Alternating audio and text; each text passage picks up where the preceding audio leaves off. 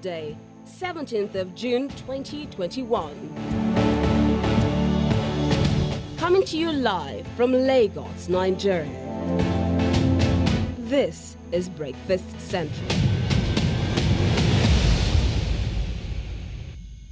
It's a new day. Welcome to the colorful breakfast on the continent. My name is Felicity Ezewuike and we're reaching you live from Lagos, Nigeria. Well, good morning, Africa. My name is Olisa Chukuma. It feels so good to be with you once again and welcoming back Felicity back to the morning breakfast seats. Felicity, and you've gone with the lady in red. Lady in red. Yeah, I respond to the need. It's good to have you back on the program. It's my pleasure to be here. All right. With you again. Yeah. I look for your trouble. Oh my gosh. It looks like our marriage continues. Right. Welcome to the breakfast show today, Thursday, 17 June 2021. First, a look at the headlines. Ruling NLF party wins big in Algeria's elections. We'll tell you more about that on the program. 1 killed and 2 kidnapped in Taraba State, Nigeria. Also, Super Falcons, they've lost out to the USA in Texas, 2-0. OAU to begin electricity generation distribution. Plus, the latest trends from across Africa with Trendwave. Inflation drops.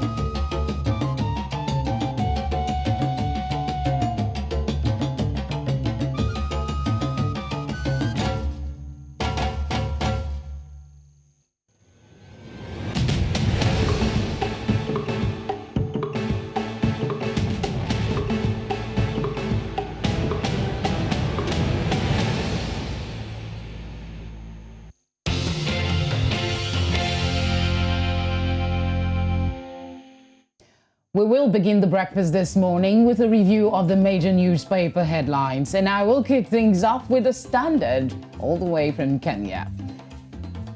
Tweets that tell story of fallout. That's the big one on the front page for you. Keyboard warrior to analyze Ruto's Twitter posts is to peek inside his mind. That's a bit of what's on the front page for you. Even though Nigeria has banned it, it's still thriving elsewhere. Just above that picture, you're looking at 1943 granary gazetted, a monument. That's a feature piece on page 3. And then Ronaldo strikes at the Euros. That's something Olisa is very, very familiar with. Yeah, never gets so, does he, Ronaldo? Yeah. And of course, we have will Ryla's visit awaken coasts? That's a question for you on the Standard newspaper.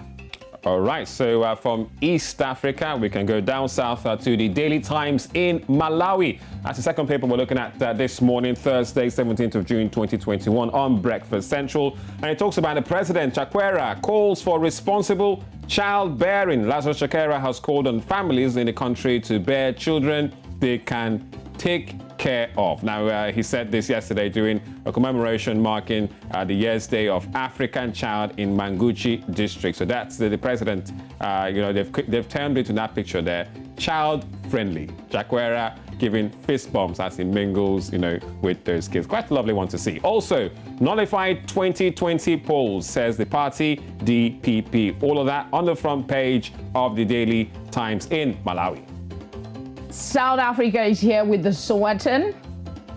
The screamer is Dudula left scores homeless.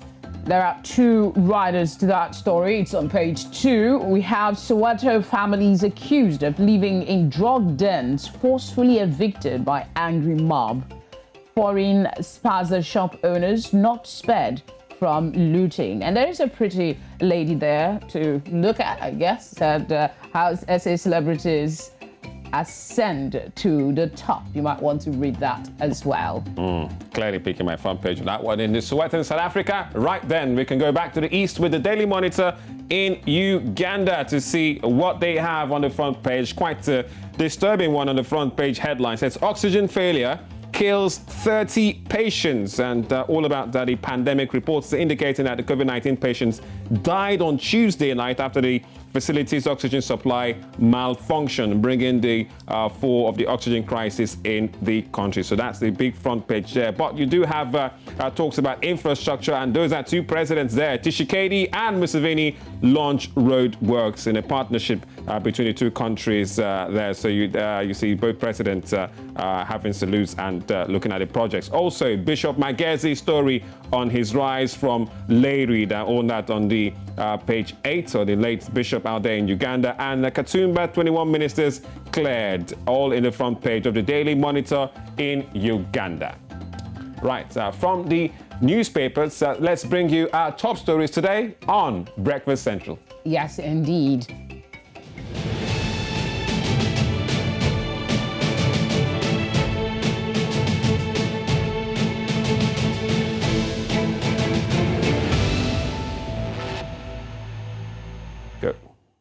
Our top stories this morning begins in Central Africa. The head of the United Nations peacekeeping mission in the Democratic Republic of Congo, Bintou Keita, has called on community and political leaders to refrain from provocations that could lead to further divisions and ultimately violence.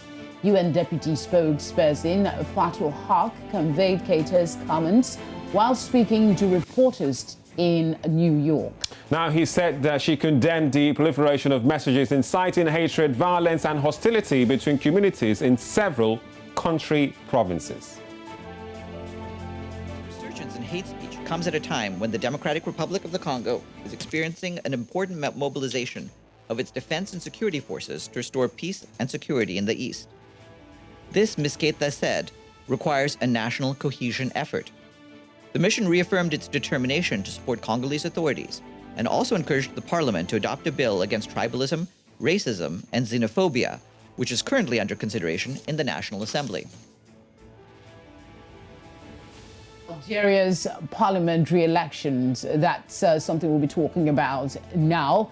Algeria's ruling party, the National Liberation Front, that's FLN, has won most seats in last Saturday's parliamentary election, which saw a low turnout of 23%. Now, the FLN grabbed 105 out of 407 available seats, followed by a historic win for the independent candidates who took 78 seats. The National Democratic Rally, RND, the party that was in rule under former President Abdelaziz Bouteflika, won 57 seats, while the largest Islamic party, the Movement for the Society of Peace, won 64. But a total of 34 women, that's about 8.35% of the MPs, were elected in the election that was boycotted by the popular protest movement known as Hirak, now along with other political parties. Joining us is our East African correspondent, Abdino Arden. Thank you very much for joining us. Thank you too, and felicitations, Felicity. And Good to see you. Quite the way to put it, Arden. Felicity and felicitation. Right, Arden, morning to you now. Are we about to witness a change in power and economic growth going by the numbers? You know, Algeria's ruling party, the National Liberation Front, is looking to still have a majority in the just concluded snap general elections. Now, what are your thoughts on this one with the latest? Now, Olisa, going by the transition following these elections, which were held on June 12th, then it means that since 2019, when the country suffered a lot of challenges, then it means a lot for the transition of the country. But in terms of speaking about power dynamics and political system, it is factory settings for the country, looking at the victory by a group that is affiliated to the former president Abdelaziz Bouteflika, who was deposed in 2019. Now, it's also the lowest ever voter turnout in the country since 19 1962, where the 24 million who were eligible to vote, only 30% took part, according to the ANIE, which is the polls body. Olisa. All right. More independent candidates are standing more than ever before, thanks in part to new rules on funding. And for the first time in an Algerian election, women make up half of the candidates. What do we make of this, really? It indeed means that the country and its activists, who are really calling for changes in the ruling as well as the political dynamics, have had their say, but the boycott has become a major setback. Looking at even at the number of the women deputies in the parliament, where the number has fallen from 112 to 34, which is an all-time low for the republic. Now, there is some hope, though, because as we speak, the government hasn't yet been constituted, because the party, the FLN, hasn't met the 205 required threshold, because it's 204, sorry. So it has close to 100 seats missing. Therefore, if a coalition takes place, then from the other parties, such as the MSP, the Muslim, the socialist parties, then it means there can be some constitution or constituted a politically backed organ. All right, so just before we let you go, Abdin, we talked about the low voter turnout for Saturday's parliamentary elections, yet the high historic range of number of independent candidates. So tell us why.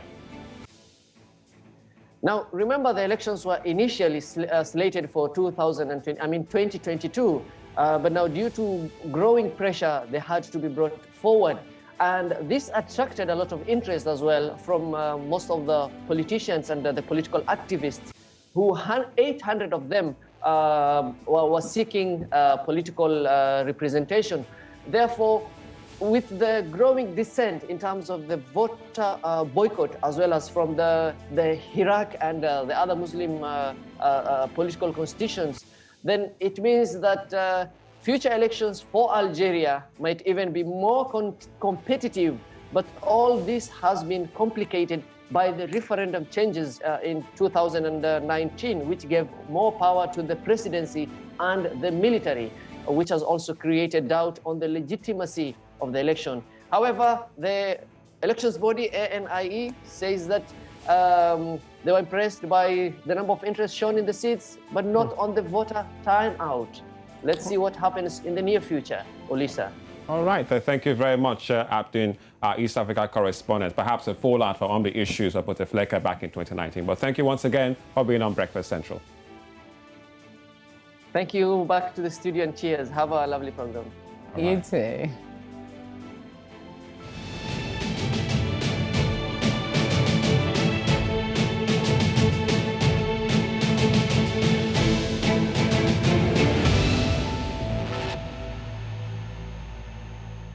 Still Breakfast Central, let's come down to Nigeria's northeast region. Now, gunmen suspected to be bandits have killed one person and kidnapped two nationals of the Republic of China in Taraba State. Now, the incident was said to have taken place at the mining site at the Orufu community in Wakuri local government area of Taraba State.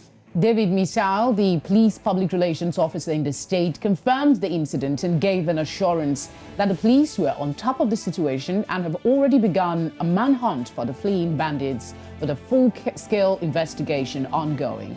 Also, gunmen last night attacked the country home of Ekene Inodimile, the lawmaker representing Osu State constituency in Imo House of Assembly. Now, the Commissioner of Police in Imo State, that's Abutu Yaro, confirmed this to reporters in Owerri, Imo State capital, adding that the gunmen beheaded a security guard on duty in the compound.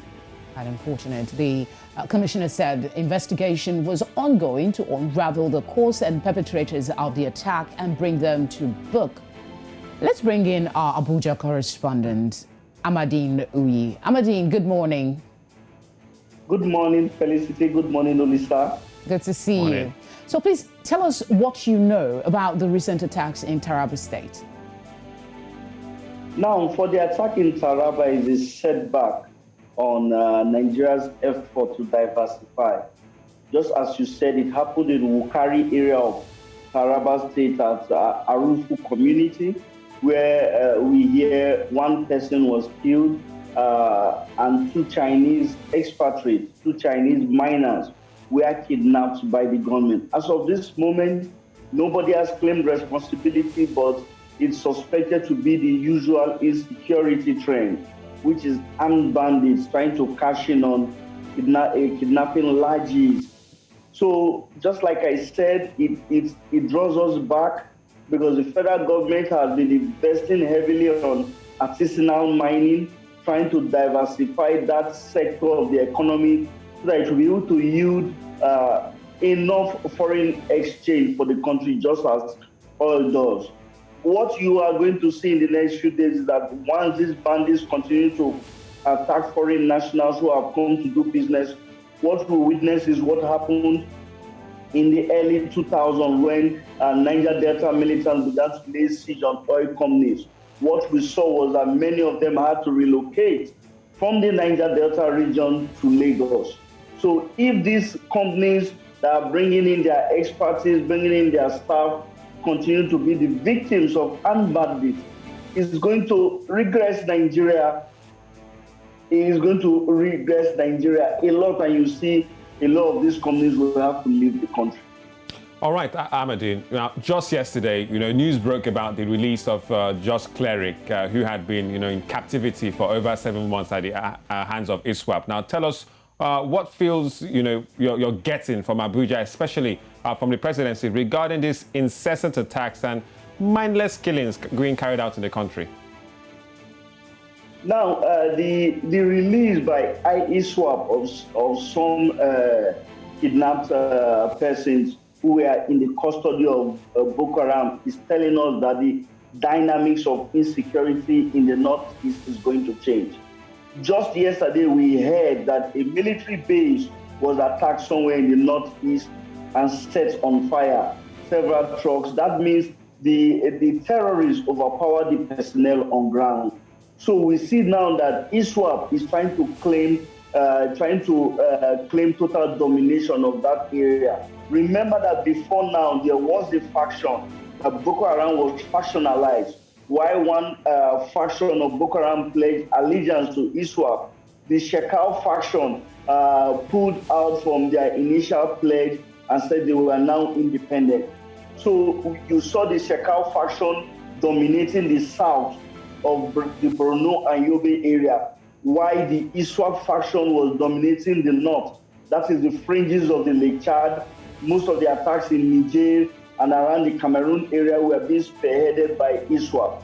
But because of the killing of Shekau about 2 weeks ago, barely 2 weeks ago, where a report said that he was almost captured by ISWAP fighters, he killed himself, detonated an improvised explosive device he had strapped on his body.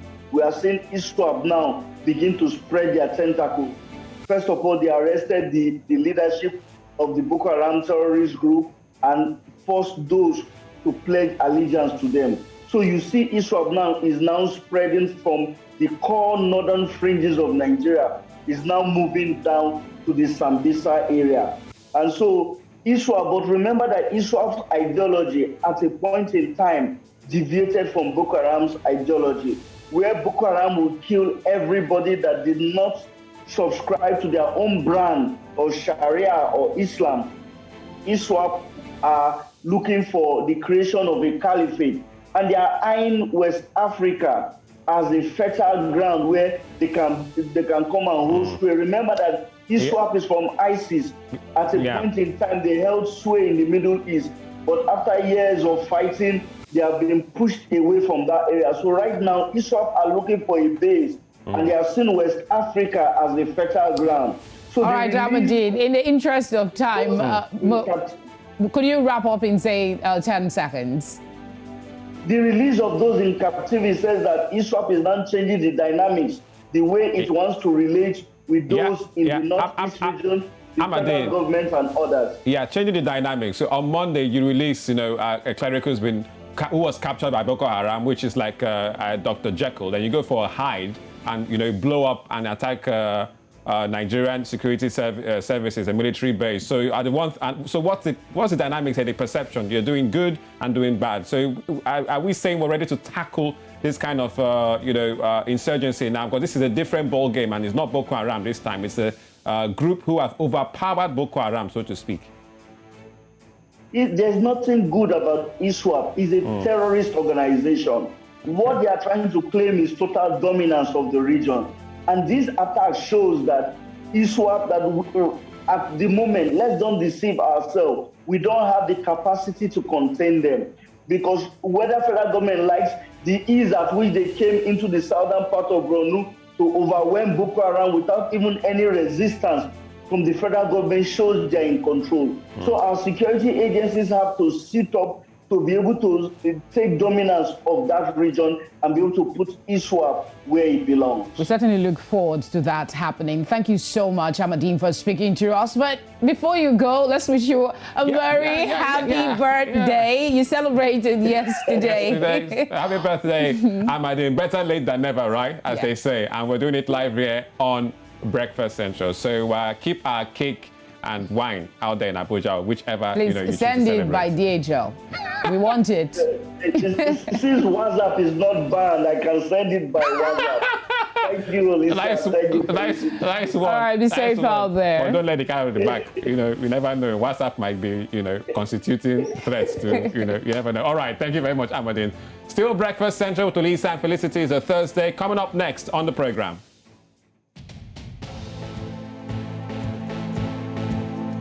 Well, Nigeria Super Falcons lost to USA 2-0 in Texas. And misconceptions surrounding dreadlocks. Programs to watch on MC.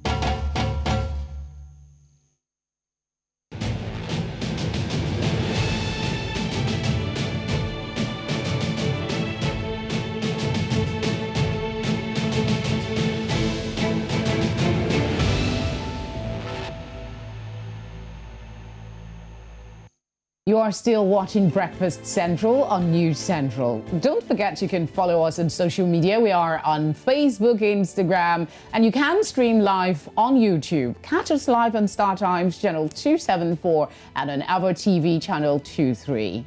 All right, let's talk some business this time. Now, the Vice Chancellor of the Obafemi Awolowo University in Nigeria is popularly called OAU. That's Professor Iyitokpe Ogunbodede. Has announced that the university has obtained the license to distribute electricity to the university community. Explaining this news is Nas Agbalaya from our business desk. Over to you now, Nas. Please shed more light on this piece of story. But first, good morning. Good morning, guys. All right, Nas, OAU and electricity generation, or is it distribution? And it's a university. It's good news, but how? Well, it is long overdue. The how, it's not really rocket science, because most universities could have been doing this over time. They could use solar. The details they haven't told us, but really, they could use solar, they could use wind, and they could use many, many other techniques to generate it. But the good thing is they intend to do this. And 8 megawatts will be generated by OAU, and they will distribute it within themselves. That means research within the university would never have any issue of power cuts. Now, apart from this, it is also possible that the excesses which they have, they could also sell to the communities near them. Remember that to generate electricity in Nigeria, you need to get a permit from the government, and they have gotten it from the TCN. So with this, they can generate and they can sell. So it is a wonderful idea, which I do hope that many other universities in Nigeria will replicate. Because by them doing this, they will be able to reduce the load from the national grid. And with this, more people will have, say, a measure of constant power supply. And this cascade effect will mean that more businesses will be able to thrive, not just on campuses, but in neighboring communities. So by and large, production, productivity, and the earning power of Nigerians over time will increase with this, with efforts like this. This drive, like you said, is highly commendable, but the worry always with projects like this is sustainability. What are the possibilities that this will survive the test of time? I love this question. Now, it is sustainable, particularly if they intend to use renewable energy. It is abundant, it is natural. Now, wind, solar, we have it 24/7. So with this, they can generate it, they can send it, they can sell it throughout not just their communities, but also into neighboring communities. All right, thank you very much, but still stay with us because we've got founder of Awaba, Tunji Andrews, always a regular on Breakfast Center. Tunji, good morning. Welcome back to the program. This one shocked me. You know, University of Ife to get license to distribute electricity, and I'm really, wondering what would this mean for tariffs, basically in electricity tariffs in the country? Should this project, kick off and be successful? There is still a problem with that. This would be is what we call an IPP, Independent Power Project. It's not. So if you understand the way the power situation in Nigeria is that every disco in Nigeria has its own catchment area. So they have been allotted a certain area where they are supposed to distribute into, and they have some sort of a monopoly to distribute to those places. So while this is a good initiative, and this is actually the way to be able to solve Nigeria's power problem, we don't just want OAU to be doing it, we want local communities to be doing it, we want estates to be doing it, so that the excess of what they have can be distributed to neighboring gatherings of people. But the local laws around electricity distribution and generation will and may hinder this OAU project. Some of the IPPs in Lagos already know and have been paying fines for this in the last couple of years. So I don't know how they're going to go about this, but there's still a lot to be done with the laws. Talking about a lot to be done, one thing is to get licensed. The other thing is to actually put the infrastructure that is needed. Do you have an idea where they are at with this? To be honest with you, power generation is not rocket science. In Germany, there is existing laws where if you are to plant something like an estate, then you have to be looking at power generation. And then if you have excess, then you then push it out into neighboring communities. It happens in most parts of Europe, so it's not rocket science. We've just decided to make ours very complex for us to be able to handle. So for instance, like the laws I told you about, if you generate power beyond a certain point, you have to push it into the national grid. So whatever this OAU system is creating, it must create less than the threshold before you get into the national grid. And even at that, they still have to get permission from the disco in that particular area to allow them to distribute power to whoever they want to distribute it to. So I don't know where we're going to go with this. We need to fix the laws. And when we fix the laws, more institutions, more smaller companies like what OAU is doing here will come up. But for now, I don't think this is going to go very, very far. It's a good initiative, but I'm not really excited. Only telling is coming from a university. And that's a lot of skepticism coming from you. Yeah. All right, guys. And we still have, Naz, our business editor, with us for this one. Well, a popular brand, lots of people know, Coca-Cola, lost about $4 billion in terms of market value after Cristiano Ronaldo himself, Shuns Coke, basically going to a press conference in these Euros after scoring 2 goals, takes out a bottle of Coke, keeps it at one side, takes off water and says, drink water. So, guys, please briefly look at this, story and what does this, the brand, the impact. Coke loses so much stock losses in stock after an act from Ronaldo. First of all, you, Naz. Well, basically, this is the marketing move. A brand, Ronaldo himself is a brand, and now another brand has been affected by his action. He has literally demarketed Coca-Cola by that action. Losing such revenue is expected. Many people literally worship Ronaldo because of his iconic status, not just as a footballer, but as a youth ambassador. So this statement from him, by merely removing that brand, says a lot. So, and the cascade effect is the amount they lost. I don't know how well they could recover from this, but I do know they will recover a bit. Tunji, let me ask you the question. I mean, it's just common sense. Everybody is health conscious these days. So would you really say that it's the singular action from Ronaldo that actually led to the losses by Coca-Cola? So where the losses happened was on the stock exchange. This is a normal trend with stock exchange. If there's good news, the stock exchange will react positively. If there's bad news, the stock exchange will react positively. Positively good, negatively bad. So what it is that the stock exchange saw the negative news around what Ronaldo did and reacted in the same vein.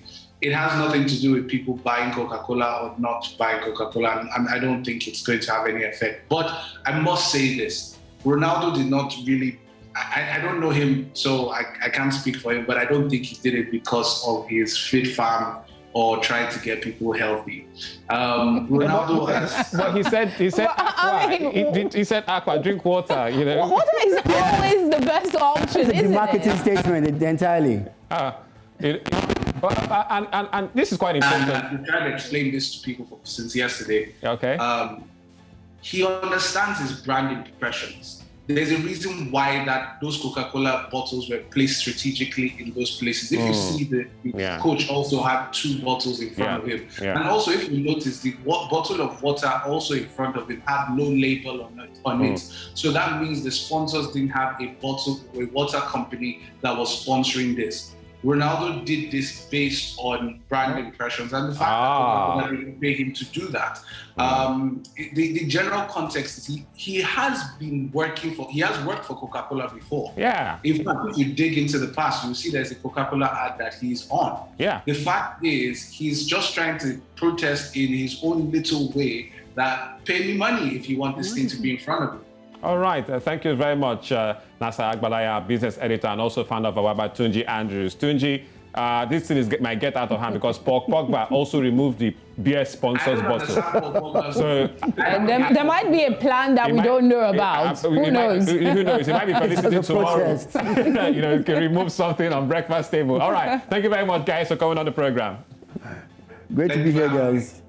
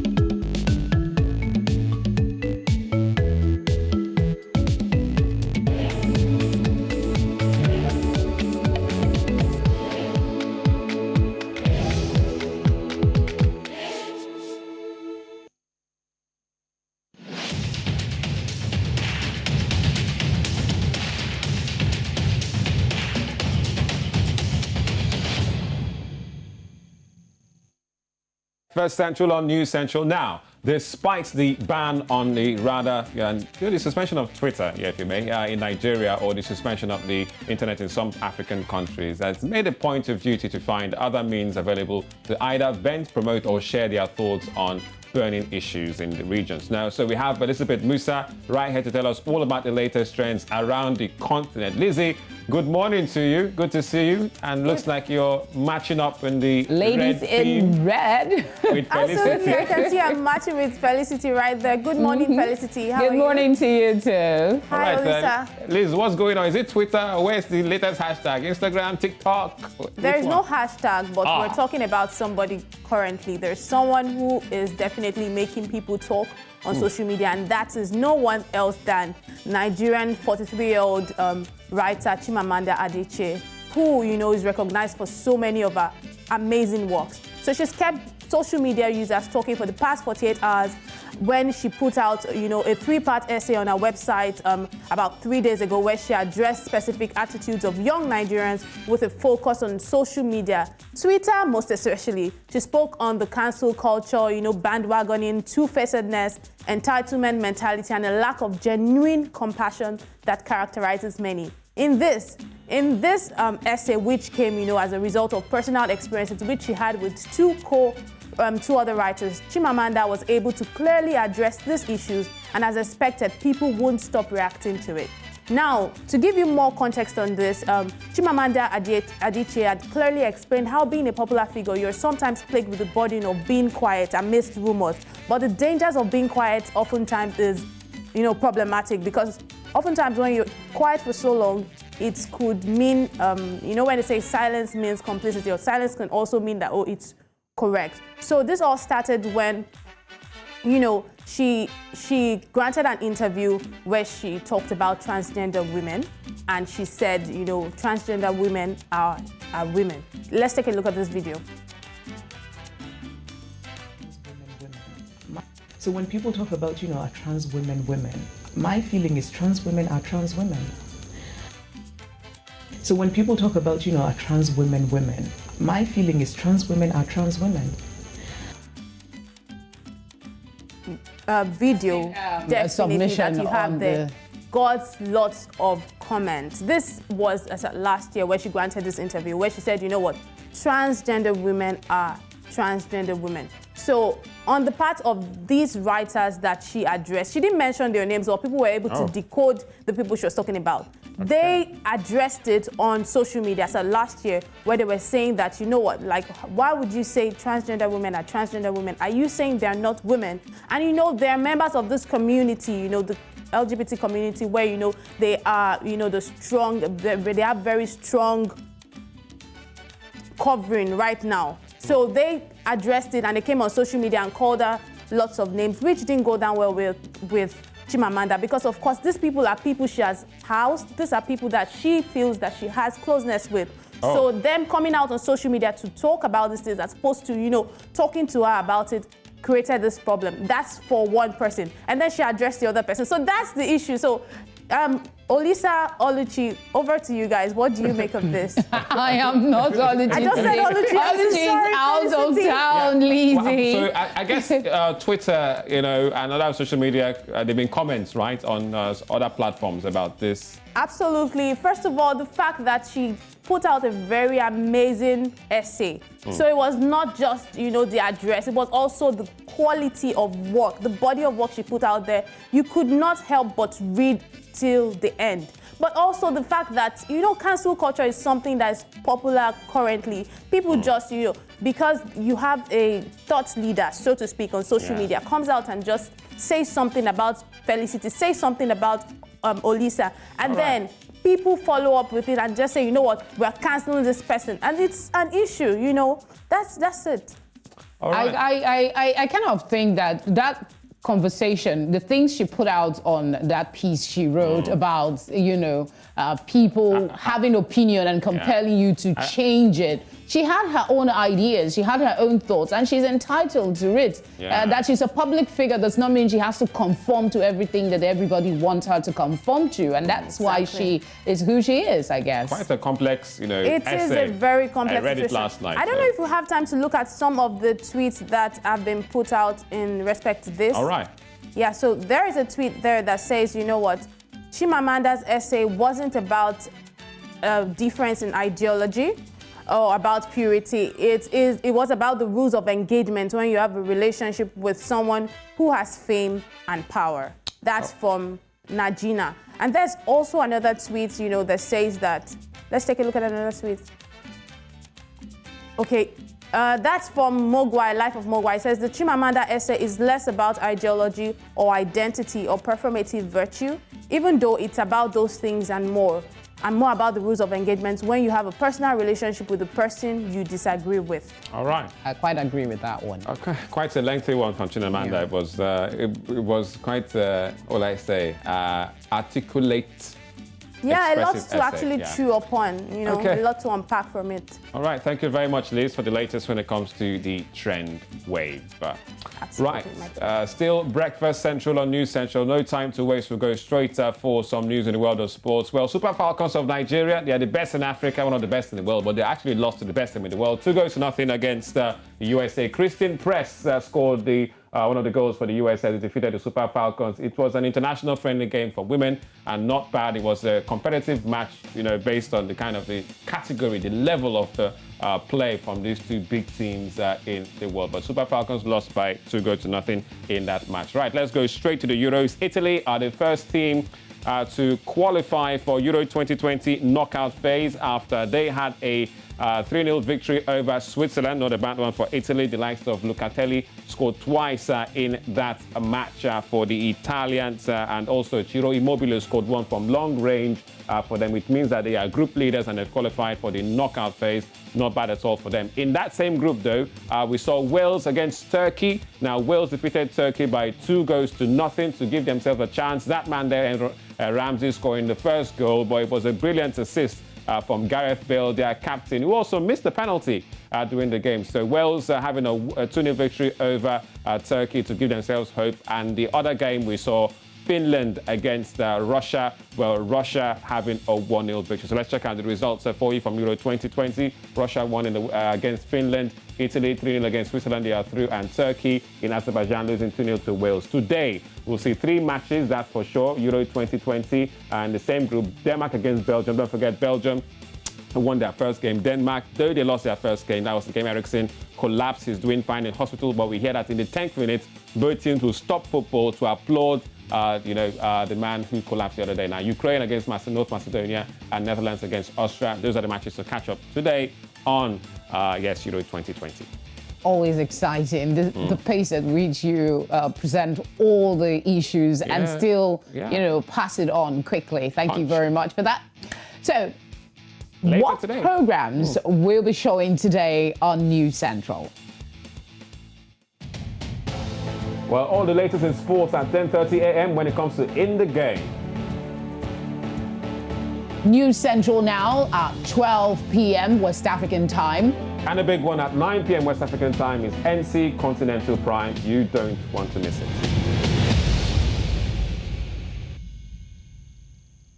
So that wraps it up today, 17th day of June 2021, Breakfast Central on News Central with Olisa and Felicity, Lady in Red. Good to have you back on the program. We have missed you, actually. Yes, are you sure? Yes, you missed me. Yeah. You know but me.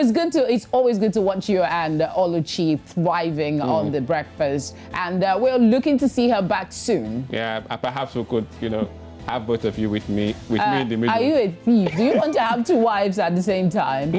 Polygamy is contentious. But it's African tradition. Can you manage? Well, I'll check my pockets first. All right, guys, it's always a pleasure to be here. Hope to see you again tomorrow. My name is Felicity Ezewuike. And I'm Olisa Chukuma. On behalf of the cast and crew, have yourselves a great Thursday. Yes, Bye-bye. Indeed.